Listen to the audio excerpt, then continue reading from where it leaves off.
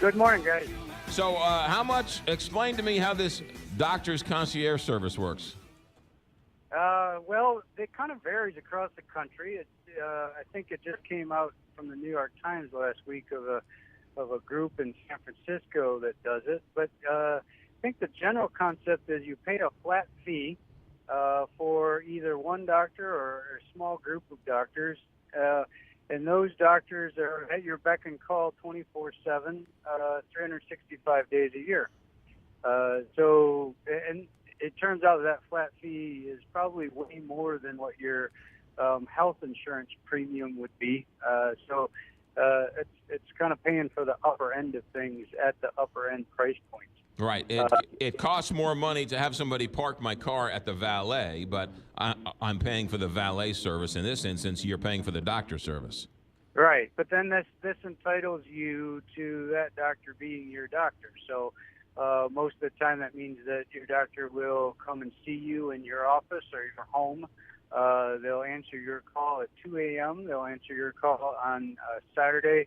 They'll answer your call like me at 8:20 in the morning driving through Kentucky. So we're available to you for that price, and so that you get what you pay for. What if you need to go to the hospital? What happens then? Yeah, is that covered? Yeah, so that's a little bit different story. So I think most people and it's a vast minority of people who are doing this right now. This is just kind of a small operation, I think, across the country. If you have to go to the hospital, the doctor that you have obtained under contract probably has privileges at one or two hospitals, but then the best concierge group that you can get in touch with probably has connections in terms of other doctors. And so they spend their time on the phone calling such and such and such and such to try to make sure that they coordinate your care. So they're like the concierge at the hotel.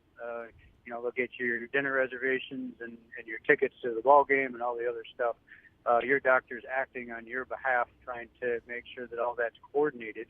However, the bill itself is not covered. So if you're going to do this from a patient standpoint, you need to have a health insurance plan, maybe with a high deductible for hospitalization, surgeries, those types of things.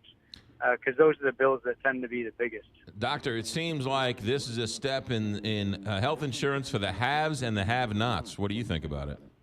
Yeah, that's true. It definitely is creating or has created a two-tier system.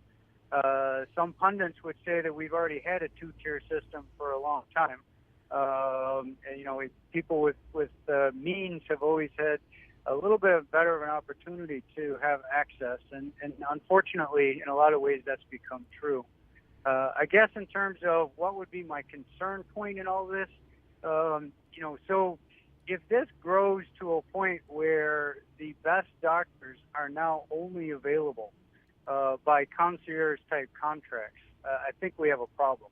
And that would not necessarily mean all of the best doctors, but if a significant number of the best doctors and the best specialists were not available to anybody who walked into any given hospital because they were only under contract for high dollar sign things. I think that's a major problem, and that likely creates a serious divide in how healthcare is administered and delivered.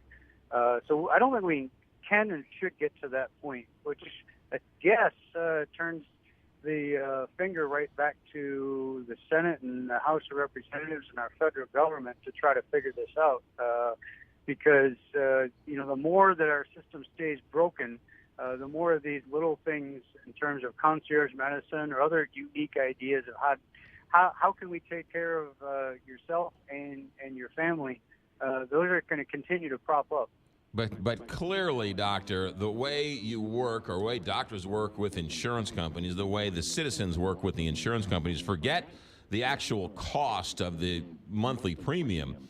It's the paperwork. It's the filling it out. It's the getting the bill in the mail that says this is not a bill and sending you gibberish, which no one understands what it is. It drives the patients crazy. It must drive the doctors insane. Well, I think this is the prime motivation for why concierge medicine started. So the doctor says, look, I'm tired of filling out all these pre-authorization forms and getting these letters and phone calls and saying, no, you can't do this for this patient because that's not the preferred drug or the preferred test or the preferred place. And the patients did the same thing. They can't figure out what they're supposed to pay, why they can't get this, and so what they did was they basically took the insurance companies out of it and said, look, if we have cash and we'll just pay cash, then we know what we get, and all that other stuff goes away. So, yes, it is quite annoying. It's gotten worse year in and year out. And unfortunately, none of the stuff that's been talking about in the government is going to make any of that part of medicine any better whatsoever, because the third-party insurance companies, the commercial insurance companies, they're not that much different from car insurance.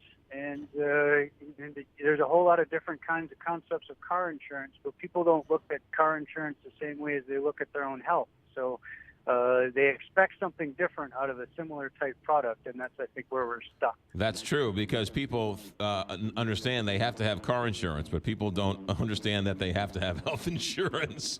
Yeah, well, yesterday driving to work, I saw somebody who, they had clearly gotten T-boned.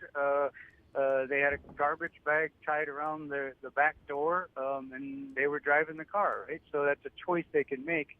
That choice is not available to you if that type of injury happened to you and your body. So it is a much different scenario, and the concept, I think, it's really going to start changing is we're moving away from what's called fee-for-service from an insurance company standpoint, and the insurance companies are actually paying and reimbursing physicians more in terms of episode of service, meaning if you come in with a pneumonia, and then the insurance company is going to start paying you for, number one, taking proper care of that pneumonia versus compared to standard metrics, and then they're going to cover you for not just that visit, but for the next X days, so maybe 89 or 90 days afterwards, so that, if you had a recurrence of the pneumonia, complications of the pneumonia, and all that other stuff, that's on you. So they're doing it to the doctors and the hospitals in terms of that. And as we get away from fee-for-service business, I think that's going to help too. But unfortunately, there's so many complexities in healthcare and the costs and how it's billed and who administers it. We have a long way to go. Dr. Michael Lim on the road. We know he pulled over to the side of the road because he's a safe and healthy driver. We'll let you get back on the road. Dr. Michael Lim, cardiologist with SLU Care and SSM Health SLU Hospital. Doctor, thanks for the insights. Thanks, guys. Have a good day. You got it. Good man. Nice of him to